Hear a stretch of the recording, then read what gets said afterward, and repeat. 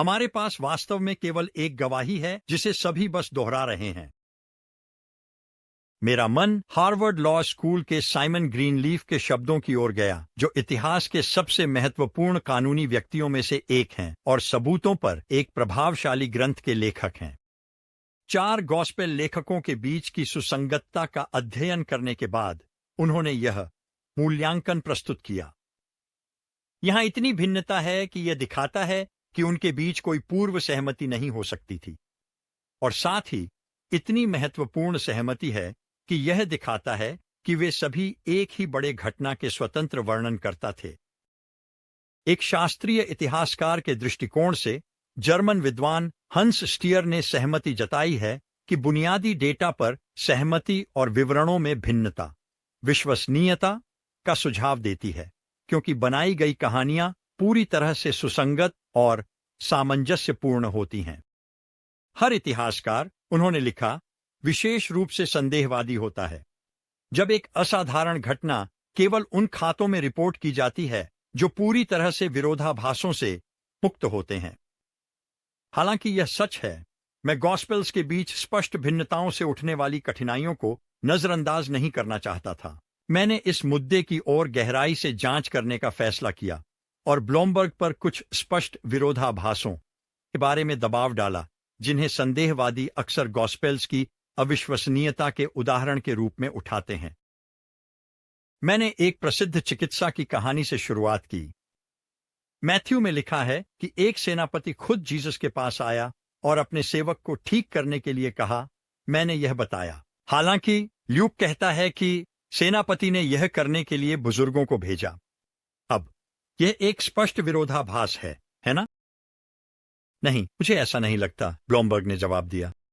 इसे इस तरह सोचिए, आज की दुनिया में हम एक समाचार रिपोर्ट सुन सकते हैं जो कहती है राष्ट्रपति ने आज घोषणा की, जबकि वास्तव में यह भाषण एक भाषण लेखक द्वारा लिखा गया था और प्रेस सचिव द्वारा दिया गया था, और थोड़ी किस्मत से राष्ट्रपति ने शायद बीच में कहीं इसे एक बार देखा होगा। फिर भी कोई भी प्रसारण को गलती का आरोप नहीं लगाता। इसी तरह प्राचीन दुनिया में यह पूरी तरह से समझा और स्वीकार किया जाता था कि क्रियाएं अक्सर लोगों को श्रेय दी जाती थीं, जबकि वास्तव में वे उनके अधीनस्थों या प्रतिनिधियों के माध्यम से होती थीं। इस मामले में यह यहूदी लोगों के बुजुर्गों के माध्यम से हुआ। तो आप कह रहे हैं कि मैथ्यू और ल्यूक दोनों एक ही समय में सही हो सकते हैं? बिल्कुल यही मैं कह रहा हूं, उसने जवाब दिया। यह विश्वसनीय लगा, इसलिए मैंने एक दूसरा उदाहरण पेश किया। मार्क और ल्यूक के बारे में क्या, जो कहते हैं कि जीसस ने जेरासा में दानवों को सुअरों में भेजा, जबकि मैथ्यू कहता है कि यह गदारा था। लोग इसे देखते हैं और कहते हैं यह एक स्पष्ट विरोधाभास है जिसे सुलझाया नहीं जा सकता। ये दो अलग अलग बातें हैं। मामला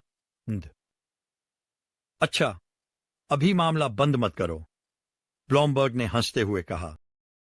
यहां एक संभावित समाधान है। एक शहर था, दूसरा एक प्रांत था। मुझे यह थोड़ा ज्यादा आसान लग रहा था। वह इस मुद्दे से उठने वाली असली कठिनाइयों को नजरअंदाज करते हुए लग रहे थे। यह उससे भी ज्यादा जटिल हो जाता है, मैंने कहा। जेरासा, वह शहर, गलील के समुद्र के पास कहीं नहीं था। फिर भी यही वह जगह है जहां दानव सुअरों में जाने के बाद कथित तौर पर झुंड को चट्टान से नीचे ले गए और उनकी मौत हो गई।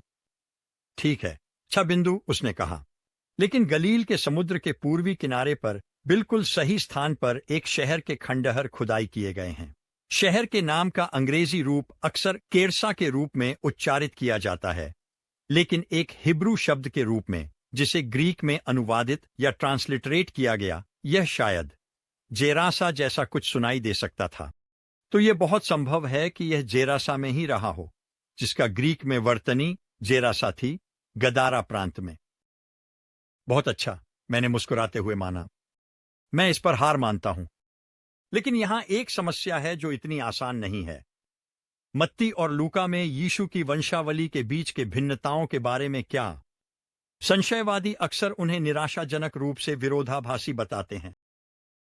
यह एक और मामला है जिसमें कई विकल्प हैं, उसने कहा, जैसे दो सबसे सामान्य बातें यह रही हैं कि मत्ती जोसेफ की वंशावली को दर्शाता है, क्योंकि उसके पहले अध्याय का अधिकांश भाग जोसेफ के दृष्टिकोण से बताया गया है, और जोसेफ एक गोद लिए हुए पिता के रूप में वह कानूनी पूर्वज होता जिसके माध्यम से यीशु की शाही वंशावली को ट्रेस किया गया होता। ये ऐसे विषय हैं जो मत्ती के लिए महत्वपूर्ण हैं। तो लूका ने मार्क की वंशावली के माध्यम से वंशावली को ट्रेस किया होगा, और चूंकि दोनों दाविद की वंशावली से हैं, जब आप इतनी दूर वापस जाते हैं तो रेखाएं मिल जाती हैं। दूसरा विकल्प यह है कि दोनों वंशावलियां जोसेफ की वंशावली को दर्शाती हैं, जरूरी कानूनी प्रक्रियाएं बनाने के लिए, लेकिन एक जोसेफ की मानव वंशावली है, लूका का सुसमाचार, और दूसरी जोसेफ की कानूनी वंशावली है, जिसमें दोनों उन बिंदुओं पर भिन्न होते हैं जहां वंश में किसी के पास सीधे संतान नहीं थी। उन्हें विभिन्न पुराने नियम की प्रथाओं के माध्यम से कानूनी उत्तराधिकारियों को उठाना पड़ा। समस्या और बढ़ जाती है क्योंकि कुछ नामों को छोड़ दिया गया है जो प्राचीन दुनिया के मानकों के अनुसार पूरी तरह से स्वीकार्य था, और वहां पाठ्य भिन्नताएं हैं। एक भाषा से दूसरी भाषा में अनुवादित नाम अक्सर अलग अलग वर्तनी ले लेते थे और किसी दूसरे व्यक्ति के नाम के लिए आसानी से भ्रमित हो जाते थे। ब्लॉमबर्ग ने अपना मुद्दा स्पष्ट कर दिया था। कम से कम कुछ तार्किक व्याख्याएं हैं, हालांकि वे पूरी तरह से मजबूत नहीं हो सकते, लेकिन कम से कम वे सुसमाचार की कहानियों का एक उचित सामंजस्य प्रदान करते हैं। हमारी बातचीत को एक विद्वान को चुनौती देने वाले खेल में नहीं बदलना चाहते हुए मैंने आगे बढ़ने का फैसला किया। ब्लॉमबर्ग और मैंने माना कि बेहतर होगा कि हम प्रत्येक मुद्दे का अलग से अध्ययन करें, ताकि गॉस्पेल्स के बीच के स्पष्ट संघर्ष को सुलझाने का कोई तार्किक तरीका है। बिल्कुल, ऐसे प्राधिकृत किताबों की कोई कमी नहीं है जो इन भिन्नताओं को कैसे सुलझाया जा सकता है इसका गहराई से, कभी कभी अत्यधिक विस्तार में अध्ययन करती हैं। और ब्लूमबर्ग ने कहा, ऐसे मौके होते हैं जब हमें निर्णय को स्थगित रखना पड़ सकता है और बस यह कहें कि चूंकि हमने अधिकांश पाठों को समझ लिया है और उन्हें विश्वसनीय माना है, हम तब अन्य कुछ विवरणों के बारे में जब हमें यकीन नहीं होता तो उन्हें संदेह का लाभ दे सकते हैं। नंबर 5, पूर्वाग्रह परीक्षण। यह परीक्षण यह विश्लेषण करता है कि क्या गॉस्पेल लेखकों के पास कोई पूर्वाग्रह था जो उनके काम को प्रभावित कर सकता था। क्या उनके पास उस सामग्री को विकृत करने में कोई स्वार्थ था जिस पर वे रिपोर्ट कर रहे थे। हम इस तथ्य को कम नहीं आंक सकते कि इन लोगों ने यीशु से प्यार किया। मैंने बताया, वे तटस्थ पर्यवेक्षक नहीं थे, वे उसके समर्पित अनुयायी थे। क्या इससे यह संभावना नहीं बढ़ जाती कि वे चीजों को बदल देंगे ताकि वह अच्छे दिखें? खैर, मैं इस बात को मान लूंगा, ब्लूमबर्ग ने जवाब दिया। यह होने की संभावना पैदा करता है, लेकिन दूसरी ओर लोग किसी का इतना सम्मान और इज्जत कर सकते हैं कि यह उन्हें उसकी जिंदगी को बड़ी ईमानदारी से दर्ज करने के लिए प्रेरित करता है। यही तरीका था जिससे वे उसकी प्रति अपना प्यार दिखाते थे, और मुझे लगता है कि यही यहां हुआ।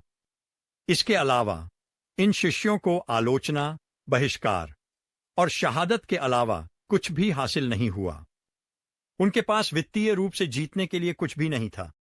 अगर कुछ भी हो तो इससे चुप रहने, यीशु को नकारने, उन्हें कमतर आंकने, यहां तक कि यह भूल जाने का दबाव पड़ा होगा कि उन्होंने कभी उनसे मुलाकात की थी। फिर भी अपनी ईमानदारी के कारण उन्होंने जो देखा उसे घोषित किया, यहां तक कि जब इसका मतलब दुख और मौत था। नंबर 6, ढकने का परीक्षण। जब लोग उन घटनाओं के बारे में गवाही देते हैं जिन्हें उन्होंने देखा, तो वे अक्सर खुद को या दूसरों को बचाने के लिए सुविधाजनक तरीके से उन विवरणों को भूलने की कोशिश करते हैं जो शर्मनाक या समझाने में कठिन होते हैं। इसका परिणाम यह है कि यह उनके पूरे गवाही की सत्यता के बारे में अनिश्चितता पैदा करता है। तो मैंने ब्लूमबर्ग से पूछा, क्या गॉस्पेल लेखकों ने कोई ऐसा सामग्री शामिल की जो शर्मनाक हो सकती थी, या क्या उन्होंने इसे छुपाया ताकि वे अच्छे दिखें? क्या उन्होंने कुछ ऐसा रिपोर्ट किया जो उनके लिए असहज या समझाने में कठिन हो सकता था? वास्तव में इस तरह की बातें काफी हैं, उसने कहा। यीशु की शिक्षाओं का एक बड़ा हिस्सा है जिसे यीशु की कठिन बातें कहा जाता है।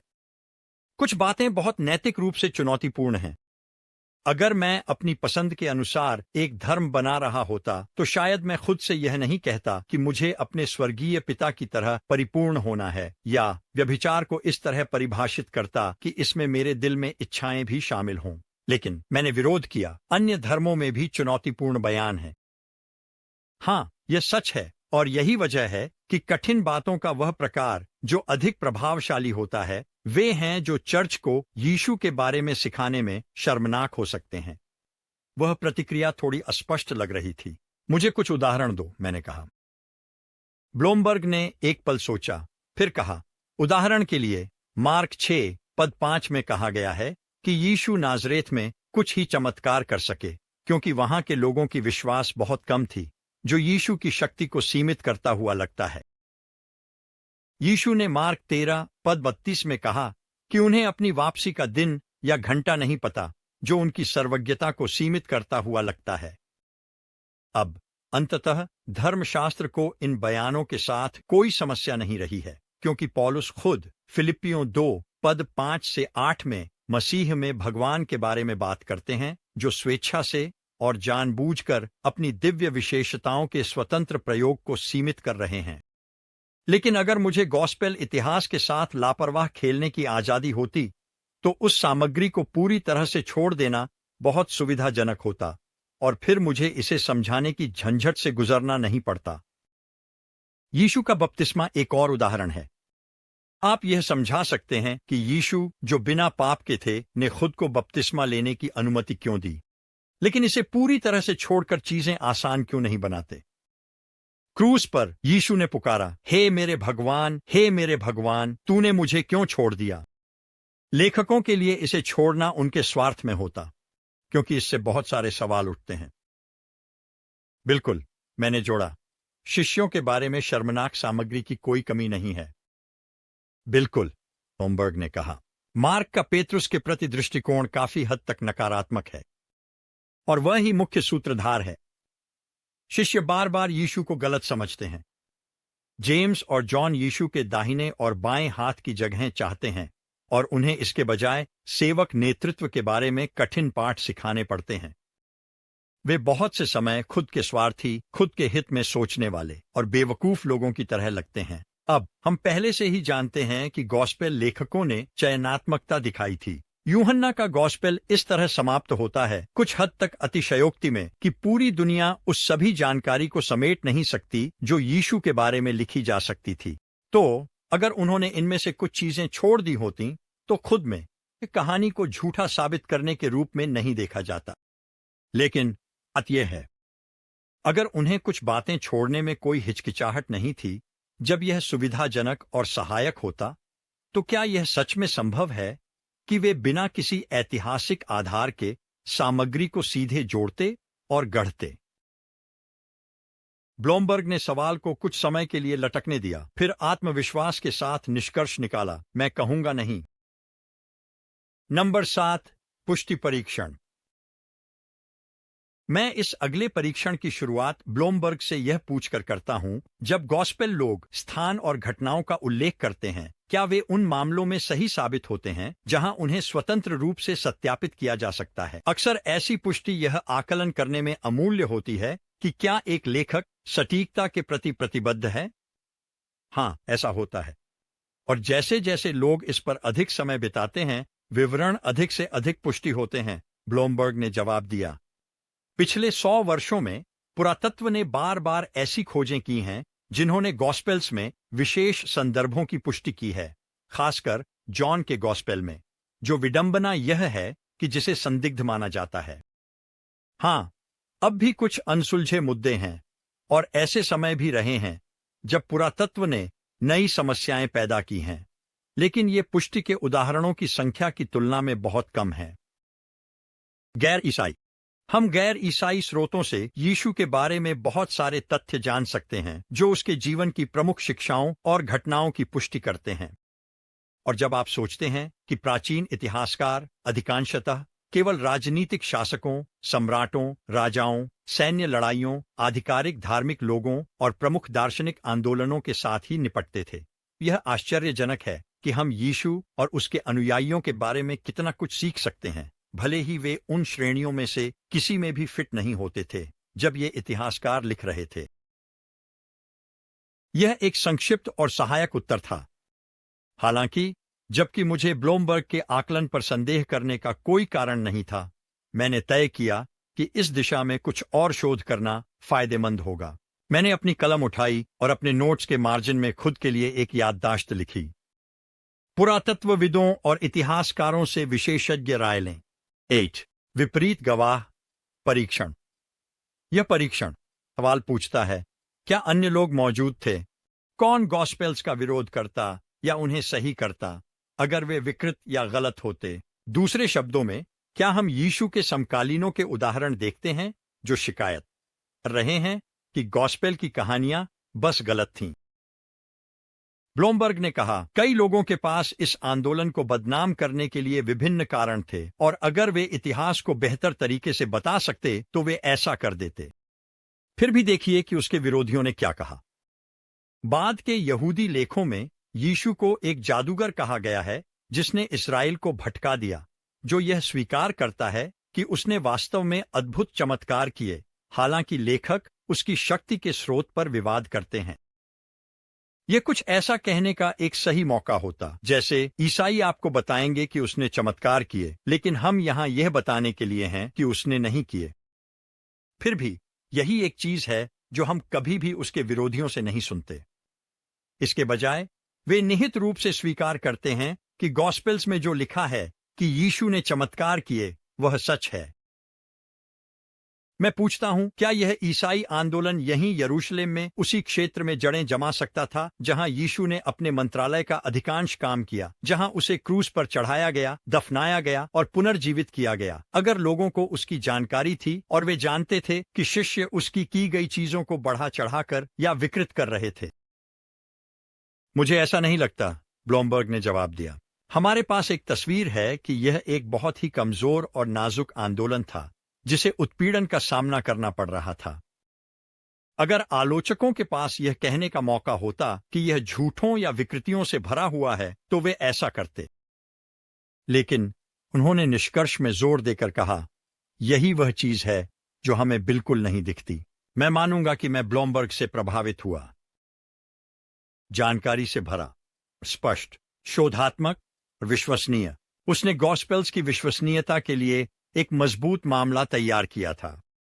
उनके पारंपरिक लेखन के लिए उनके सबूत, यीशु के बारे में मौलिक विश्वासों की अत्यंत प्रारंभिक तारीख का उनका विश्लेषण, मौखिक परंपरा की सटीकता की उनकी अच्छी तरह से तर्कित रक्षा, स्पष्ट असंगतियों की उनकी विचारशील जांच, उनके सभी गवाहियों ने मेरे लिए एक ठोस आधार स्थापित किया। फिर भी यह तय करने में अभी भी लंबा रास्ता तय करना बाकी था कि क्या यीशु भगवान का अनोखा पुत्र है। वास्तव में ब्लूमबर्ग से बात करने के बाद मेरा अगला काम स्पष्ट हो गया। यह पता लगाएं कि क्या ये गॉस्पेल, जिन्हें ब्लूमबर्ग ने इतना विश्वसनीय बताया है, सदियों से हमें विश्वसनीयता के साथ सौंपे गए हैं। हम कैसे सुनिश्चित कर सकते हैं कि आज हम जो पाठ पढ़ रहे हैं वह पहले सदी में जो लिखा गया था उससे किसी भी तरह से मिलता जुलता है? और भी हम कैसे जान सकते हैं कि गॉस्पेल्स हमें यीशु की पूरी कहानी बता रहे हैं? मैंने अपनी घड़ी की ओर देखा। अगर ट्रैफिक हल्का होता तो मैं शिकागो के लिए अपनी फ्लाइट ले लेता। जब मैं अपने नोट्स इकट्ठा कर रहा था और अपने रिकॉर्डिंग उपकरण को अनप्लग कर रहा था, मैंने ब्लूमबर्ग की दीवार पर बच्चों की पेंटिंग्स पर एक बार फिर से नजर डाली और अचानक एक पल के लिए मैंने उसे एक विद्वान के रूप में, एक लेखक के रूप में या एक प्रोफेसर के रूप में नहीं, बल्कि एक पिता के रूप में सोचा। लेकिन एक पिता के रूप में जो रात में अपनी बेटियों के बिस्तरों के किनारे बैठता है और उन्हें जीवन में वास्तव में क्या महत्वपूर्ण है इस बारे में धीरे धीरे बात करता है।